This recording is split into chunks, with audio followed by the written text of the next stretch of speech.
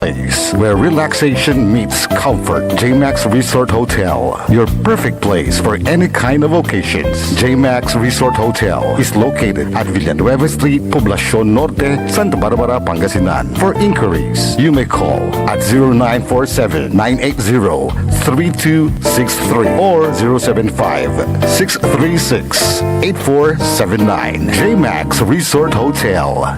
Kapaborito, lukot nyo lang ng dukulan nyo. Alas 6 na. Time check was brought to you by San Carlos City Mayor Julier Ayoy Rosuelio. San Carlos City, maunlad, ligtas at maayos. Parad aliguas, tan arangkaday kalasyaw, ang inyong lingkod sa ating bayan. Ang bawat isa ay mahalaga. Sama-sama nating itaguyod ang disiplina, malasakit, at tunay na pagbabago. Sa tulong ng inyong suporta, patuloy nating mapapalago ang ating komunidad. Malinis, ligtas, at maunlad. Isang mensahe mula kay Mayor Patrick Agustin Caraman. Kasama ninyo sa bawat hakbang tungo sa progresibong bayan. Alagang Caraman, Kalasyaw, para sa lahat. Sama-sama na naman ang tropa. RH Super nasa lamesa. Patak-patak na para tuloy ang saya. RH Super na ang siyang tropa. Drink responsibly. Gawing masaya palalo ang inuman. I-like at follow nyo na ang Red Horse Super sa Facebook. Drink responsibly. Popular sa balita, popular sa musika. Pangasinan Govwaves Network Corporation. Sa Pangasinan, we are the #1 pop music station. DWJE 88.1 FM Radyo Pangasinan. Paborito. Paboritong ang kabataan at matatanda. Paboritong pakinggan sa bus, tricycle, jeep at mga opisina.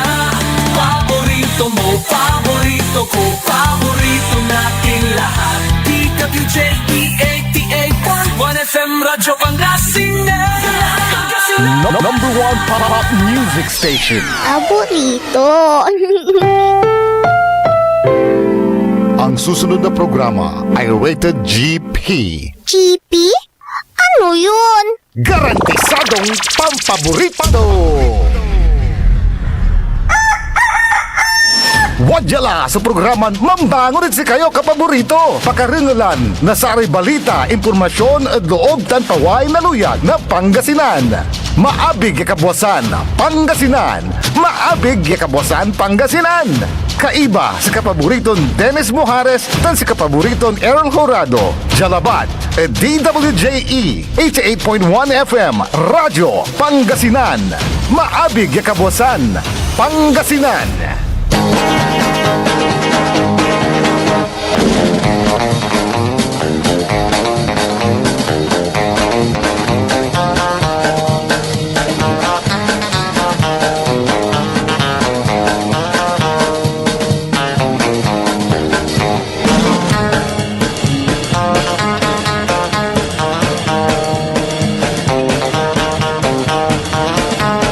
Oras sa eksakto alas 6.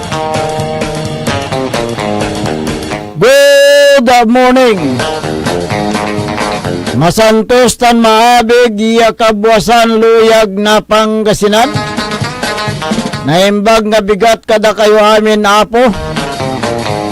Magandang umaga po sa inyong lahat. Maabig nga buklas kumoy amin ditang Bulinaw tan Sambales. Narito naman tayo pang maghatid ng mga balita, impormasyon, mga issues na dapat ninyong malaman na sa umagang ito ng Martes, Pizza 21 sa buwan ng Hulyo 2026. Ang inyo pong makakasama, ang inyo pong lingkod ng bayan, Timog Pangasinan, Dennis Mojares. Kasama rin si kapaborito Errol Horado. At dyan sa may technical control, si Engineer Jael Franz Pumarin Kayabyab. Kung meron kayong gustong iparating na mga balita, impormasyon, mga issue, mga sumbong, Mangyari lamang po tumawag sa ating smart number 0939-100-9931 o kaya sa Globe number 0927-974-2784. Pwede rin kayong magpadala sa ating Facebook page. I-search lamang po ang DWG 88.1 FM Radio Pangasinan Paborito. Alas 6:02 ng umaga. Good morning nga pala sa mga drivers on the road, mga guro, mga mag-aaral, kawani ng gobyerno, mga magsasaka, mga mangingisda, o dyan din sa pamilyahan na dun sa public market, mga namimili. Kumusta na po ang presyo ng mga bilihin? Tumaas ba o stable pa rin ang presyo? Kaya ako natanong ito dahil tiniyak ng Department of Trade and Industry na walang pagtaas ng mga presyo ng bilihin sa pamilihang bayan. Sinasabi ng DTI na walang paggalaw ng mga basic needs sa pamilihang bayan, bagamat patuloy ang tensyon sa gitnang silangan. Ngayong araw tataas ang presyo ng mga petroleum product matapos na isara na naman ng Iran ang Strait of Hormuz. Ngunit sinabi ni DTI Secretary Cristina Roque sa isang interview sa ginanap na Micro, Small, Medium Enterprises Summit 2026 na walang paggalaw sa mga presyo ng bilihin dahil wala pa raw manufacturers na naghain ng petisyon sa kailang tanggapan. Ang tanong,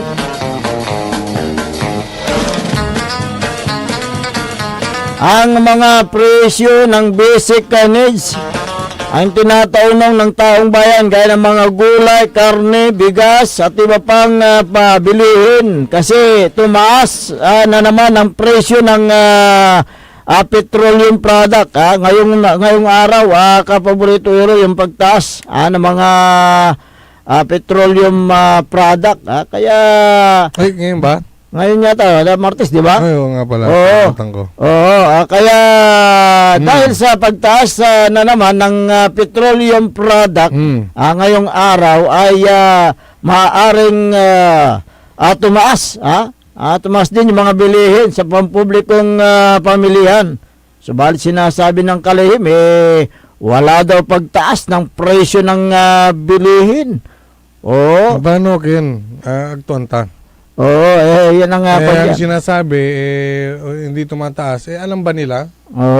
Umayukot ba? Paano ba nila nalalaman? Ayan. Ano ba ang basehan nila? Baka nagdedepende rin. Samantalang notimagiso, krudo, gasolina. Automatic. Nagsitakidamat. Kaya nga Yung tension sa gitnang silangan ay nagdudulot ng walang katiyakang pagtaas yan. Kung hanggang kailan. Yung mga petroleum products sa pandaigdigang merkado. Dahil ang Pilipinas ay nagdedepende sa mga imported na langis.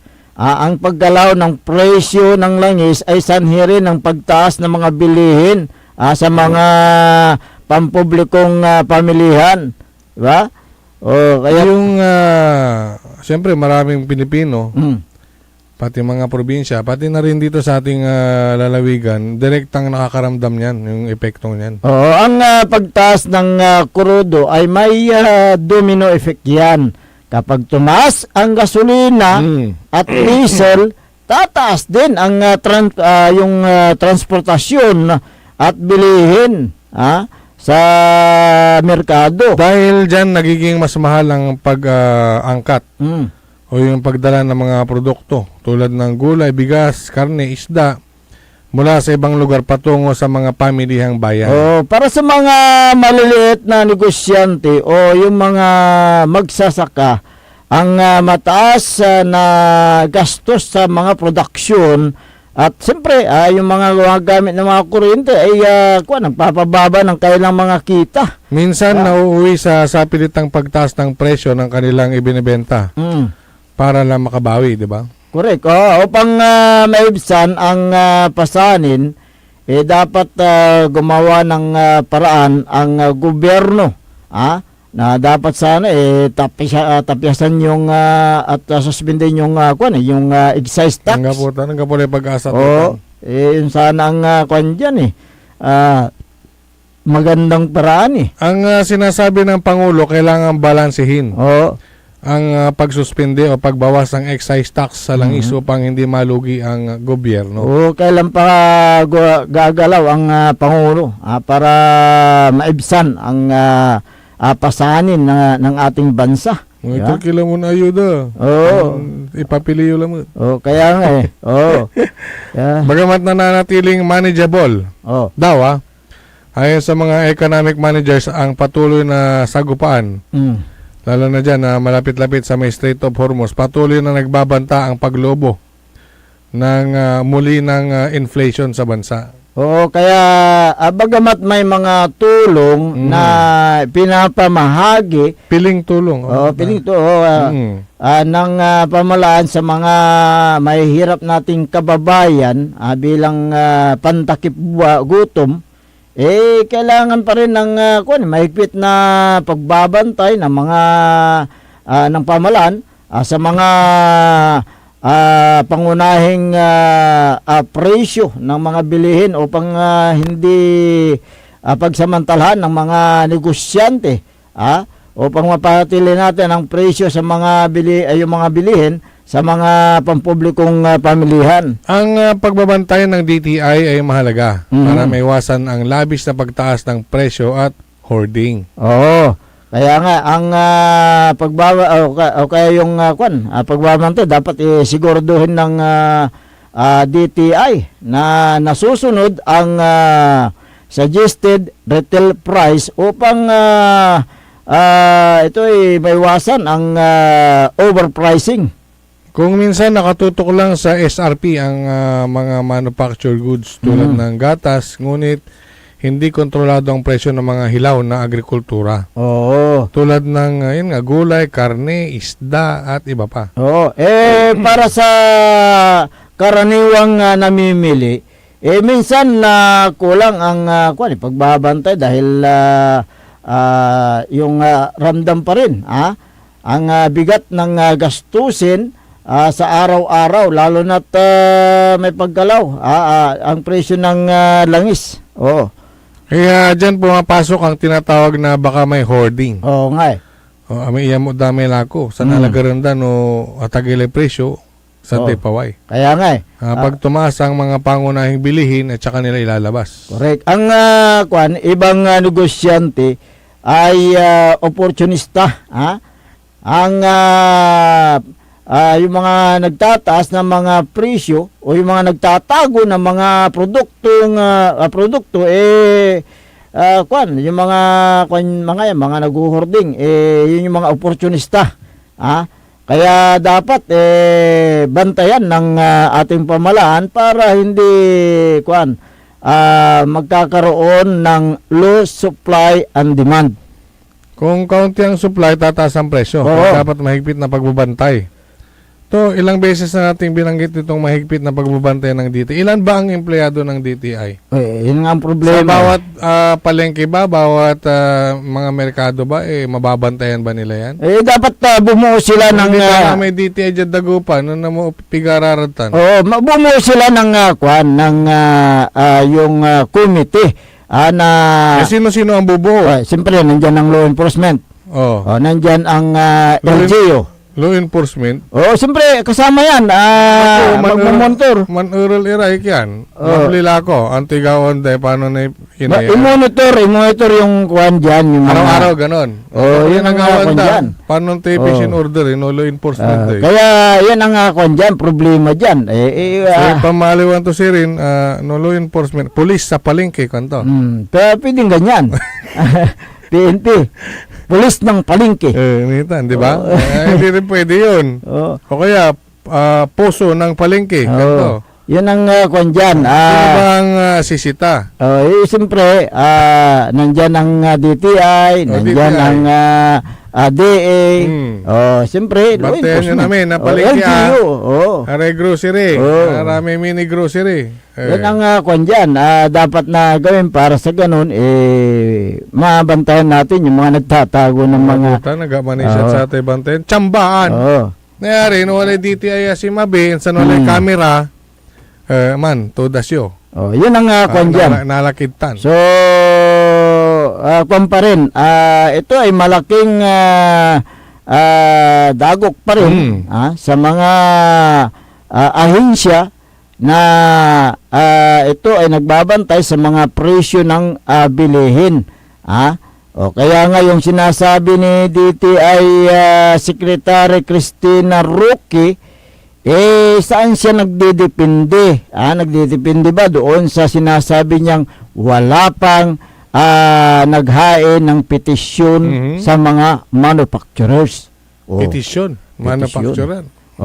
Antayin pa na may magreklamo. Yun ang kwan yan. Anong silbi ng opisina nila? Doon, Sila ay nagbabantay. Doon sila nagdidepende.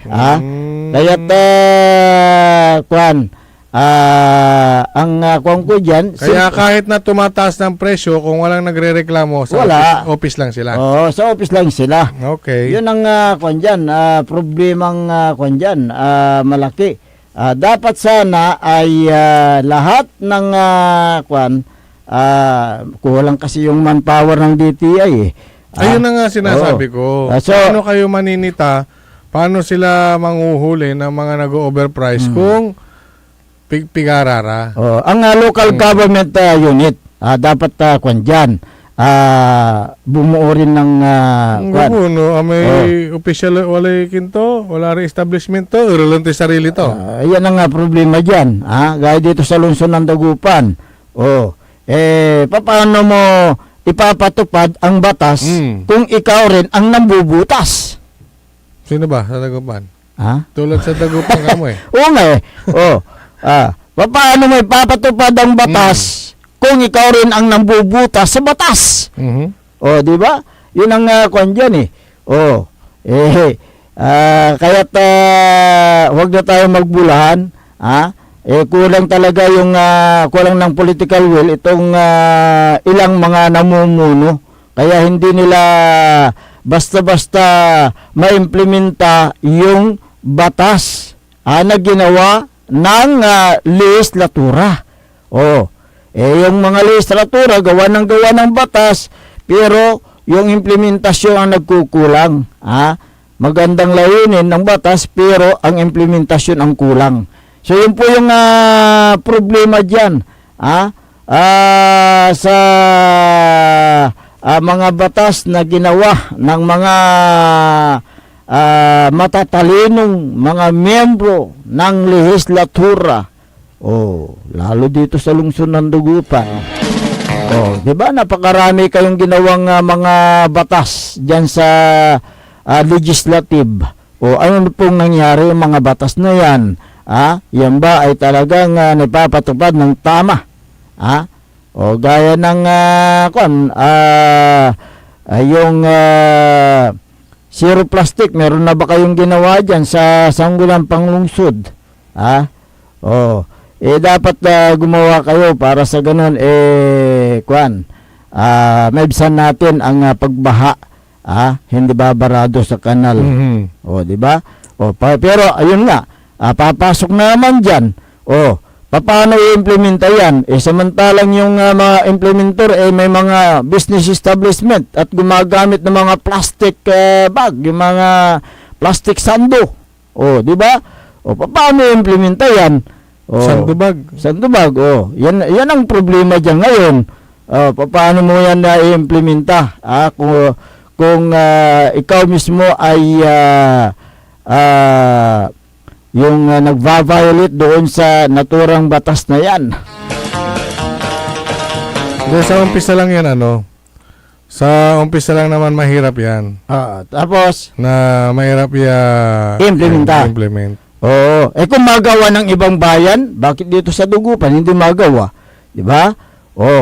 Di ba diyan sa Kalasyaw nagawa nila na ipatupad yung ordinansa na zero plastic diyan sa bayan ng Kalasyaw. Kaya lahat ng mga business establishment kabilang diyan sa may public market hindi na sila gumagamit ng plastic bag. Bawal na. Ultimo bawal na. Ang pinapayagan lang yung single-use plastic lang. Kunyari, bibili ka ng isda. Yun. Hindi mo naman pwedeng ilagay sa paper bag. Correct. So, yun pwede yun. Yun yung single plastic. Single-use plastic. Yung karne, pwede naman na sa ano yan sa paper bag yan Kaya yun ang kwan dyan. Nipapatupad ng ibang bayan. Oo. Naalala ko nga noong nakaraan hindi pa mayor si Mayor Patrick. Hindi pa siya mayor that time. Siguro Liga pa lang siya. Liga President. Naupo hindi bago pa man maupo, 'di ba? Meron nga silang ordinansa diyan na zero plastic. Yun yung inihain ni former Liga President Carlito Dion. Di ba? Yung pag-disseminate pa nga lang ng information may budget na 1 million Hindi pa mayor siya noon Hindi pa siya ang mayor noon, si Mayor Patrick. 'Di ba? Para lang malaman ng mga taga Kalasyaw, nag-budget sila ng 1 million pesos noon. Saan ba napunta yan? Hindi ko alam. Basta pang-disseminate daw yun. Hindi pa mayor. Information dissemination. Nililinaw natin hindi pa mayor si Mayor Patrick Karamat. Nung i-disseminate yung impormasyon para sa pagbabawal na paggamit ng mga plastic. Kung sinasabi ang budget mong niyan noon, naalala ko. Kung sinasabi mong information dissemination, nandiyan na kabilang yung publication. Depende kung paano nila i-disseminate. Yung impormasyon. Nandiyan yung paggamit ng mga tarpaulin. Kaya nga kailangan pa nilang gamitan ng 1 milyong piso. So, saan po napunta yan? Hindi ko alam. Yung budget na yan. So, tanungin natin kung nailabas ba. Ilang taon na rin ang nakakalipas niya, hindi. O kung hindi nailabas, saan nakalagay yan? Bumalik ba sa trust fund? Yan ang kwan dyan. Basta ang alam natin dyan, 1 milyon. So, malaking katanungan ng mga taong bayan dyan. Hindi pa mayor si Mayor Patrick. Kaya aliw mo lang mayor si Mayor Amaya. Andilad Bilayed Satan. Kaya silvio. Konta. Ay, hindi mo alam. Sige. So, yun po. Dapat na kayong mga local chief executive, especially dito sa lungsod ng Dagupan, dahil kayo po ay inaasahan ng taong bayan na mag-implementa sa mga batas na yan, dapat ninyong yung mahigpit na implementasyon ang dapat nyong gawin. Hindi yung ngingas kugun. Well, good morning kay Mayra Meriti Lapid. Ay Maki Mapalakapak Suriano. Si dating Kapitan Mel Sapera. Good morning. Good morning. Ditanad Banawang. Tansamay Karoto. Ay Karoto Tadkin. Ditanad Barangay Ambunaw. Ambunaw. Si Rick Ferrer.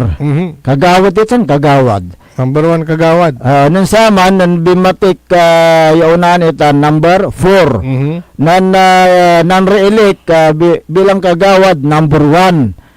Nan kumatlon kumalon laban to, number 1 apan siya to. So gabay na tuutan si Ren, si Rick Ferrer na barangay Amunao. Si Balwarte ito kunutan it kini dito Sitio Balani. Tandiman sa may kian. Asinggarad barangay. So, mang-graduate la as kagawad, outgoing la. Oh. Intention to mat. So, unlaban si Ren. Ande wala ray sayang ngising ta, wala ray mangi tutulak malantin sikat to. Kabarangayan to, si Kwanda total last term mula dapat umbatik ka lang kapitan Kwanda sa BSKA. Pero si Kwanto nang kunitan aralong kunin maong Kwanto met. At siyempre alam basta-basta tay unloob kad politika. Siyempre wag tala may responsibilidad mo at barangay Ulbe si kagawad Ferrer na ang bunaw at limubog politika pian untanat man serbe. Pero duman-dumaman no si kay kapitan may responsibilidad mo ya sasakbatan mo at medyo ambulat. Tas si kay kapitan mo lante. Good morning at si kayo ditan. Si Mondre Garcia Nakalasyaw. Magandang umaga po. Good morning din diyan sa may mayor's office ng Kalasyaw, si Madam Marmy, si Boss Carlo, gawin din si Sir Bayan, si Sergeant Basa, si Sergeant Esteves at Madam Jubet Apiado Esteves. Magandang umaga. Si Boss Jemel Lorisco at ganun din si Tristan Solis. Ayan, magandang umaga. Arturo Staco at si Engineer Art Gaspar. Magandang umaga sa inyo. Ganon din si Ronald Pidlawan. Magandang umaga. Si Dave Parahas ng barangay Bud, Kalasyaw, Pangasinan. At saka si Joel Calbu. Tatakbo ron nakagawa dito sa barangay Bunlag, Kalasyaw. Basta akin ararato yung batik. May kakasaw. Baka hanggang hindi, kasi si Pare Joel naman, pag nakita yan... Hindi, si Joel Calvo, ang gabi problema sa atin. Makuli mo lang talaga. Makuli. Tan si advisor tutan. Ayun, siyempre. Maong leader mo. Maong nga leader at dakin. Tapos siyempre, anang serbi at kay badan na barangay Bud ka mo pa. Walante. Pinarakap to'y barangay Bud ka mo pa. Inayos to tayo may ecological waste management. Kanya nanti akaawat na may award Malacanang. Iner at may proper segregation so ginawa to ditan at barangay Bud ng Saman ng sikatoy. Tadakala na kalaban mo ni Satan? Dakala kalaban mo. Pero may unang-unahan labat ang bagam nanti. Pag una na inimplementa mo, siyempre napakahirap dahil nandyan na yung mga galit sa'yo ng mga residente.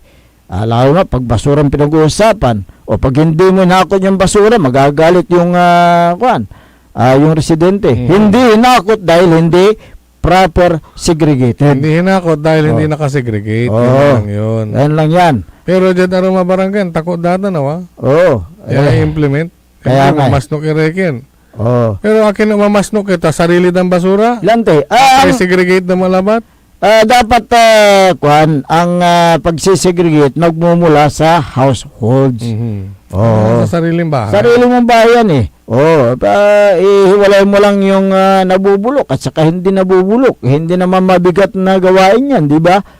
Para sa ganun, mahakot ng mga basuriro.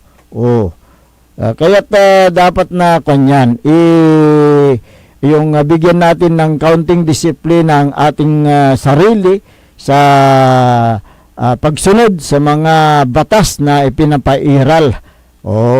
Kaya't kung magawa ng Barangay Bunda noong panahon ni dating Kapitan Carlito Jun, bakit hindi magawa ng ibang barangay? Sa aming pagbabalik, talakayin natin itong pagpapalawig na naman ng pamimigay ng purpose o itong Pantawid Pamilya program ng ating pamalaan. Makalipas lang po ng ilang paalala. Ang puta-putang Iran balita. Kulelat na nga yung tatay, kulelat pa yung anak. Ang puta-putang Iran sunata. Hawak mo ang beat. Son ang puta-putang Iran impormasyon. Aya sa #1 pop music station. DWJE 88.1 FM. Radyo Pangasinan. Paborito. Talaranan sa paboritong herbal ng bayan. E-Karma Health Option. Kaiba sa paboritong doktor. Dr. Glenn Soriano. At programan Early in the Morning. Alas 7 hanggang alas 8 na kabusan. Kada Sabado. Jalabat at paborito yon istasyon. DWJE 88.1 FM. Radyo Pangasinan. E-Karma Health Option. Mare! Kabigla ka naman, Mare, ha? Grabe, gimagana ka. Mari, di mo sinabi na uwi ka pala ng San Carlos. Ay, oo. Namiss ko na kasi dito ang pamilya ko. Ito na palang San Carlos ngayon. Grabe, Mare. Ang laki na ng pinagbago. Siyempre naman, Mari, alam mo ba na dito sa syudad natin, malaki na talagang pagbabago. Mula sa mga infrastruktura, nandiyan na mga konkretong daan at mga bagong pasilidad. Wow! Meron din tayong trending na ayos, kalusugan karavan na nagbibigay ng libreng serbisyong medikal. Palit-palita na! Saka, nandyan din ang mga programang pag-agrikultura para sa ating mga magsasaka. Ay, wow! At higit sa lahat, Maria, ang pagpapanatili ng peace and order ng ating syudad. Perfect! Di lang yan, binibigyan din ng halaga ang kapakanan ng lahat ng tao at pantay na karapatan sa mga serbisyo ng gobyerno. Grabe, Mare! Ang bongga na talaga ng San Carlos. Parang ayoko na bumalik sa ibang bansa. Oo, Mari. Kung ako sa'yo, dito ka na lang sa San Carlos. Dahil sa San Carlos, tunay na subok na ang serbisyong ayos. Mayor Julier Ayoy Resuello po, kasama si Vice Mayor Jose Resbox Resuello at ang Sangguniang Panglungsod ay nandito upang umagapay at magserbisyo sa ating minamahal na syudad. San Carlos, maunlad, ligtas at maayos. Looking for a place where comfort meets flavor? Welcome to Cafe Medardo, nestled inside Coras Manor and Garden in Mapandan, Pangasinan. Your cozy escape just off the town's heart. Start your day with a rich aroma of freshly brewed coffee. Savor our signature blends, perfectly paired with warm pastries straight from the oven. Indulge our mouth-watering pasta, all and chef-inspired specialties made with love in every bite. Whether it's a casual catch-up with your friends, a family celebration, or a quiet moment just for you, Cafe Medardo is your perfect spot to relax, connect, and enjoy.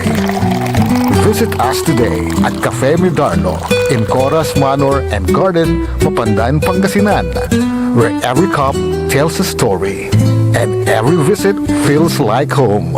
Cafe Medardo, where every sip feels special. Mga kababayan ko sa Malasiki, ang maayos at maunlad na komunidad ay nagsisimula sa ating lahat. Makilahok sa mga programa ng ating lokal na pamahalaan, kalinisan, kalusugan, at kaayusan.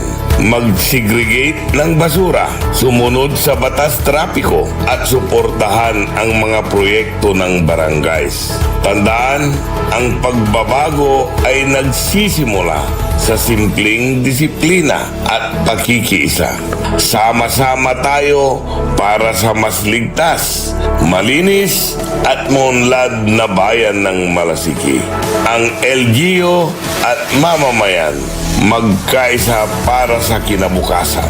Ako po ang inyong lingkod, Mayor Alfe Soriano, ng bayan ng Malasiki. Mga kapaboritong Dagupenyo, may bagong saya at pagkakataon ka na naman para manalo.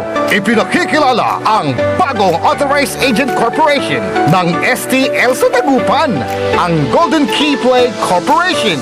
Mas pinaantig, mas exciting, at mas malapit sa inyo.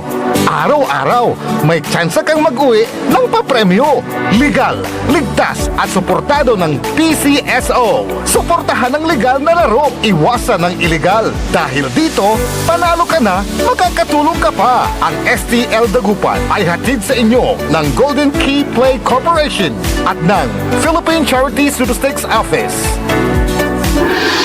Naghahanap ka ba ng masarap, sulit at tunay na Chinese food? Tikman ang kanilang masasarap na noodles, steaming dumplings, fried rice at iba pang paborito ninyong Chinese dishes na siguradong magpapabalik-balik sa inyo. Sa bawat subo, maasahan ang kalidad, sarap at pagmamahal sa pagluluto na para bang nasa puso ka ng Chinatown. Pang pamilya, pang barkada o pang solo food trip, siguradong busog at masaya ka sa Angkong Noodle House. Angkong Noodle House. Sarap na abot kamay.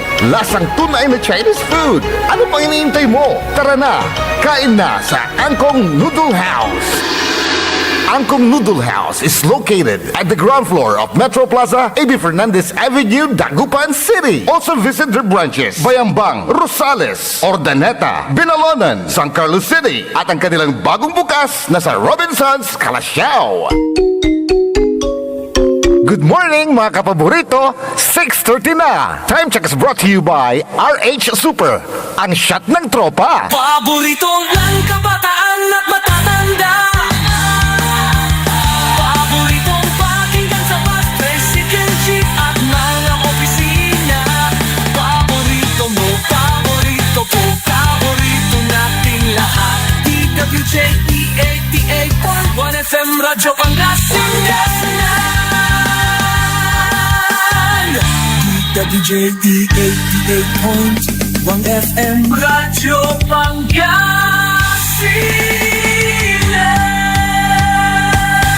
Paborito. Bumangon na, samahan ang inyong mga kapaborito. Maabigyang kapusan Pangasinan. Dennis Muhares, Errol Jurado, ang gigising sa inyo tuwing umaga sa programang Maabig Kagabosan Pangasinan. Dito lamang sa #1 Pop Music Station. WJ 88.1 FM Radyo Pangasinan. Alas 6:34 ng umaga sa pagpapatuloy ng ating palatuntunan Maabig Kabuasan Pangasinan. Ang inyo pong nakakasama sa umagang ito. Ako pa rin po ang inyong kapaborito, Kuya Errol Jurado. Macterio Lingcor, Timog Pangasinan, Dennis Muhares. At kasama din natin dyan sa may technical control, Engineer Jael Franz Pumarin Kayabyab. Kahapon wala si Engineer Jael Hindi kasi alternate na sila. Akala ko pumunta sa nakisali sa NBA. Ayan. Kung meron kayong gustong iparating na mga balita, informasyon, mga issues, mangyari lamang po tumawag o mag-text sa smart number 0939-100-9931 o kaya group number 0927-974-2784. At sa atin pong Facebook at YouTube, DWJE 88.1 FM Radyo Pangasinan. Good morning kay Vicky Cayago Yucaris. Diyan sa Banawang. Tuloy-tuloy ang ligaya ng mga miyembro ng Pantawid Pamilyang Pilipino Program o yung Purpose. Matapos na nilagdaan ni Pangulong Ferdinand Marcos Jr. ang pagpapalawig ng 7 taon na limit para sa mga kwalipikadong purpose. Batay sa Executive Order number 120 na nilagdaan ng Pangulo noong July 13, kaya tuloy ang ligaya. Ayan, ginawa ng Pangulo ang hakbang na ito, kasunod na rin ng rekomendasyon ng National Advisory Council para sa extension bilang paraan para maibsan daw ang epekto ng krisis sa kabuhayan ng mga benepisyaryo. Kato nang gaano kailaman trabaho. Oo nga Lagari latik yun. ayun na gobyerno. Oo. Ya sa pangalan that araramay taxpayer. Kaya nga, tama. Pagdating naman sa ayuda, yung mga taxpayer ay walang ayuda kasi nga may trabaho sila. Kaya ang tatanggap uli, yung wala na naman. Kaya nga Okay. Batay sa executive order, maaaring makatanggap ng ayuda ang mga benepisyaryo hanggat sila ay nananatiling kabilang sa level 1 o survival at level 2 subsistence. Ang nabanggit mo na yung level 1, ay ito yung mga ito yung mga walang-wala talaga at wala silang trabaho. Wala silang kakayahan na bumili ng kailang yung pang-araw-araw ng pagkain at mga damit. Yung level 2, siyempre, may trabaho, pero kulang pa rin yung kailang kinikita. Yun yung ibig sabihin yan. Actually, ilan yan meron pang hanggang level 3. Mamaya i-ano natin yan. Kaya't ibig sabihin, walang regular na trabaho. Kabuhayan at sapat na kakayahan para kumita ng pera para makabili ng kanilang pangangailangan, especially yung mga food o pagkain. Yung subsistence level 2, ang ibig sabihin nito ay yung nakakaraos at nakakabili ng pagkain ang isang pamilya. Bagamat may pambili ng pagkain, wala pa rin silang sobrang kita para sa savings sa emergency funds tulad ng maayos na pananamit at edukasyon ng kanilang anak. Nakadepende raw sa masusing yung pagsusuri ng Department of Social Welfare and Development, yung naturang pag itong pagpili ng mga benepisyaryo ng purpose, dahil ito ay ito ay ginagamitan ng mga anong tawag doon para i-roll yung ginagamit ng para malaman yung mga yung mga mahihirap na pamilya. Meron yung tatawag diyan na sinasabi niya Manilibre Rekin ay pangalan damat na may PSA, di ba? Galing din sa PSA yung may census. Hindi, lang sabi ng Department of Social Welfare and Development. DSWD. Yung National Household Targeting System for Poverty Reduction, upang matiyak na ang tulong ay mapupunta raw sa makikinabang na mga kwalipikadong purpose, di ba? Maraming reklamo diyan. Paano yung sistema sa pagtukoy ng naturang mga may hirap na pamilya, dahil yun nga sinasabi ng DSWD, ginagamitan nila ng National Household Targeting System. Ang sinasabi ng pamahalaan, sila ay gumagamit ng listahan. Ito ay isang database ng mga mahihirap na pamilya sa buong bansa. So may database daw. Database. Kaya nagdepende ang DSWD sa listahan ng mga barangay official. Nagbibigay ng BHW sa municipal o city social welfare and development. Para sa ganun yun ang pipiliin. Kaya nga si gobyerno ito paktuod barangay. Parang ganun kay by sa pagkaibatan DSWD. Manliber-liber may BHW, kakutsabay DSWD, lesab. Kaya nga. Tapos ikarga at irarami gabay dan ikarga. Lalo na yung mga supporter ng kapitan. Kaya nga maraming kung mamarapatin lang sanang ipakita yung listahan ng mga benepisyaryo sa porpis sa bawat barangay, may suunangal ditan. Oo. Akin kabag ko'y pamilya tuta na ni, wala abroad na ni. Oo. Di ba? Yun ang mga kaya sa buhay. Kung itong magandang challenge kung talagang transparent ang gobyerno, ipakita nyo yung mga nakalista, yung mga benepisyaryo. Ipapakita ba? Ha? Ipapakita ba nila? Nabuking si Kapitan. Tanang may BHW yun. Kaya nga may kukwate, may apag. Kaya nga. Nabuking iraratan. Mabuti pa si Kapitan Saldi Bauso na transparent talaga yan. Pinapabayan niya sa mga kasama niya yung yung mga kumidarating na mga ayuda di ba? Nalimutan mo na mo si Kapitan Saldi. Oo. Yung ituloy natin yung 3 level. Yung isa yung survival. Yun yung nabanggit mo, pinakamababang antas ng kabuhayan. Kadalasan wala. Napakaliit ng kita. Number 2, yung level 2, subsistence. Bahagyang mas maunlad kumpara sa level 1. Ayan. Nakakatugon sa pangunahing pangangailangan.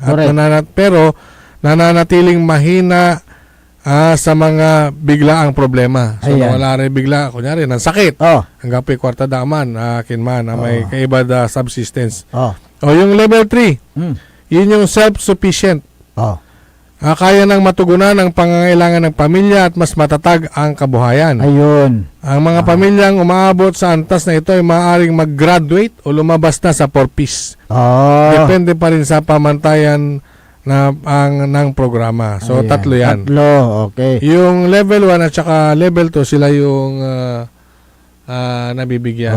Kaya nga, yung tanong ng ating mga kabayan, maraming nagsasamantala na mga opisyal ng barangay. Hindi lamang ang mga corrupt na opisyal, kundi pati na rin yung mga yung mga kumukuha o maasa sa mga porpis. Imagine, pinagtaluban na sila na itong mga mahihirap ng pira na kailang ikabubuhay araw-araw. Pero anong nangyari? Nagkakaroon ng porsintuhan sa barangay. Kaya si mahirap kawawa dahil siyempre yung BHW yung usapan natin. Sulat taga pero alam mo na yan. Alam mo na bis. Yun ang konyon may tupad. 5,000. Tamlatan. 3,000 sugawan. 2,000. Si kwanto may dapat 1,000 kalabat. Sakso man linis. Kalanta ka lang. Manabahala kalanta niya man apply. Paano mo makalusot? Lante. Siyempre. Turpin Beach Inerkad man siyempre makawat ka ande. Lante. Masukit dito. Ito bet. Araratay araratay tupad. Makakaawat ang gaano empleyado hanggang asawa ng nangyipatan. Si empleyado akaawat. Si asawa akaawat. Si anak akaawat. Di ba? Kaya nga ang tanong. Ginawang kabuhayan ang gobyerno. Ang tanong nila sabi nila, yan ba ay ayuda ng mga mahihirap o ayuda ng mga BHW? Yun ang kanyan Meron akong kilala dyan sa may Santa Barbara. Matabang babae nung nag-iikot wala siyang motor nung pagkatapos niyang pagkatapos ng bigayan ng ayuda, ayun, naglabas ng motor. Ano yan? Yung iba nagkaroon ng sari-sari store. Kaya nga So, ginawang hanap buhay ng mga nasa baba, especially yung mga BHW, hindi naman lahat. Yung pamimigay ng ayuda. Kawawang mahirap, mahirap na nga, lalo pang Hirap pinapahirapan. kumita, pero pinagkakitaan. Oh, kaya nga eh. Oh. Maganda ang layunin ng naturang programa, ngunit pagdating sa baba, ayan, maraming reklamo. Bakit? Dahil sa kagagawa ng mga nasa barangay. Si Kapitan Kutsaba. Oo. Ayan ang kwan dyan. Hanggang TBHW. Mga mananap kay Limara, tani akal mo kay Limara sa pluratan. Oh, gaya ng kwan din yung pamimigay ng kwan ng pagdating ng kalamidad. O, di ba? Yung mga pamimigay ng mga ayuda na naman, tulad ng mga relief goods pag may kalamidad. Oh, merong ng kapitan diyan kunwari, sige, merong, sa barangay hall, tapos sa gabi, lagay nyo sa bahay. Merong ano dyan, merong bahay ng kapitan. Oh. Malapit sa barangay hall, nung palbangon, may bulas unakar. May bulas unakar. Ulaman na abong may pabahong bigas. May pabahong bigas. Hindi, basta akin, ang kurong abo ko eh. So, yun ang problema dyan. Pag tinanong mo, nasaan na yung mga ipamahagi natin na bigas sa nasalanta ng kalamidad? Pinamigay natin kagabi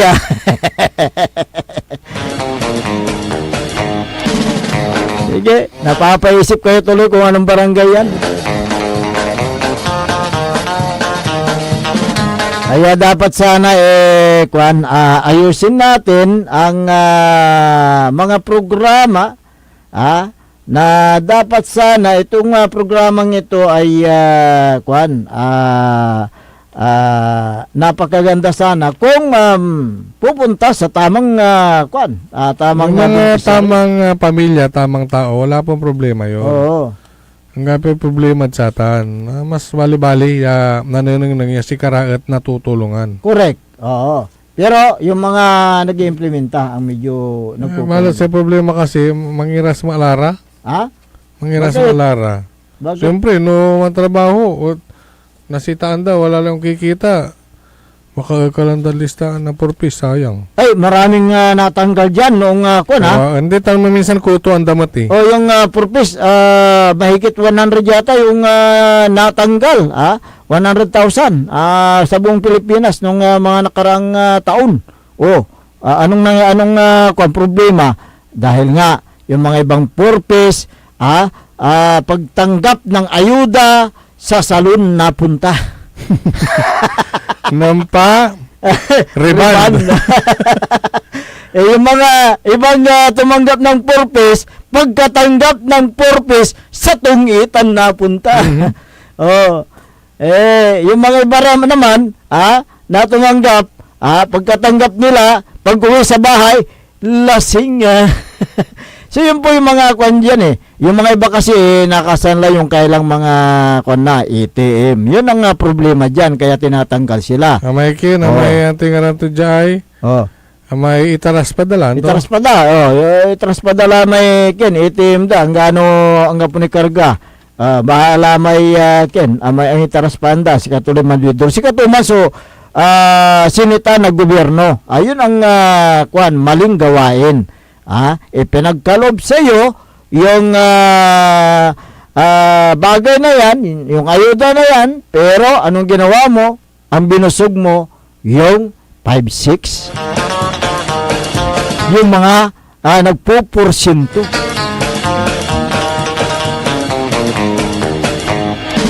Kapitan Mel Sapira, good morning. Si Maribek Rivera Balason, magandang umaga. At Kapitan Saldi Bauson ng Barangay Makabito, Kalasyaw, Pangasinan. Ayan, magandang umaga. Si Kapitan, dating Kapitan. Dating Kapitan. Dating Kapitan Mel Sapira. Kasi may... Dating Councilor. Dating MDR Chief. Dating SK. Dating Kapitan. Dating Kapitan. Dating kandidato. Pero ngayon... Dati pa rin. Dati pa rin. Ang kanyang pag-uugali. Ayan, ang magandang umaga. Sabi ni Kwan, Lani Bermil. Magandang umaga po. Taga Batangas po ako. Tanong ko lang po, bakit ganon po? Bakit ganon? Pumasok, apat ang pumapasok na anak ko, sabi niya. Tinanggal po ako sa purpose. Solo parent po ako. Walang sariling bahay at lupa. Nangungumbahan lamang kami. Napatigil tuloy anak ko sa pag-aaral. Taga saan yan? Batangas daw eh. Taga Batangas. Batangas. Batangginyo. Walang Batangas, taga dya. Hindi, taga Batangas siguro ito. Pero, pagkitanong na lang sa DSWD, ano? Baka hindi mo ka-appear si Kapitan. Dapat mag-appear kayong dalawa, appear. Appear, ayan. Give me 5, man. Give me 5. Give me 5%. Pero pag pero pag yung Kapitan, walang puso at nakikita yung sitwasyon mo. Ayan. Ibawi mo na lang sa eleksyon. Ayan. Hindi, kidding aside, alamin mo kung bakit ka tinanggal. Kasi, meron ding listahan ng mga solo parent. Correct, oo. Iba yung solo parent, iba yung purpose. Correct. Iba yun. Si Marilyn Hubin, huwag manisi dahil ang magandang gawain ay magtrabaho na lang, huwag umasa sa purpose. Minsan, swerte, minsan, malas. Ang ganda man yung pagkasabi mo. Minsan swerte. Minsan malas daw. Pero madalas, minamalas. ito lang yun. Ayan. Ayan. 0918-9907 kaming mga senior citizen ng Banawang, Kalasyaw, gusto namin bumalik si Kapitan Mel Sapira. Sige. Talaga ba? Oo. Sabi na bola nyo lang si Kapitan Mel. Dati Kapitan ha. Dapat tuparin ninyo. Kung gusto nyong bumalik, sige. Itanduro yung sigari man laban dito na talura mo. apatira mo eh. Ha? Apatira. Talura? Talura. So pakanta ka. Pero si Anta Si Kato. may Sapira, si Kian, Inkupit. si ano? Si napapabalita mo may sakay, may kagawad. Tapos may alibay. Hindi, wala sakay. May si Inkupit. Incumbent. Ay, yung batik ni Man. Amo? Balang ko Inkupit. Pigaran to ni may kina. May problema to ta barangay hall. Ayan te. 0946-7309 ibalik Mel Sapira sa Banawang, maraming natutulungan. Okay? Man-exercise din si rin, magano?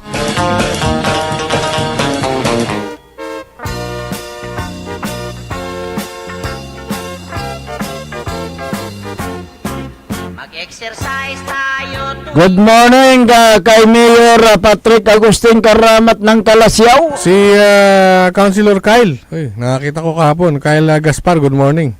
Si Councilor Elias Villanueva.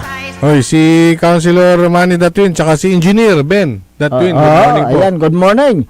Si Councilor Jose Lorisco. Si Councilor Mike Season, good morning. Good morning. At ganun din, good morning kay Councilor Nestor Gabrielio. Ayan.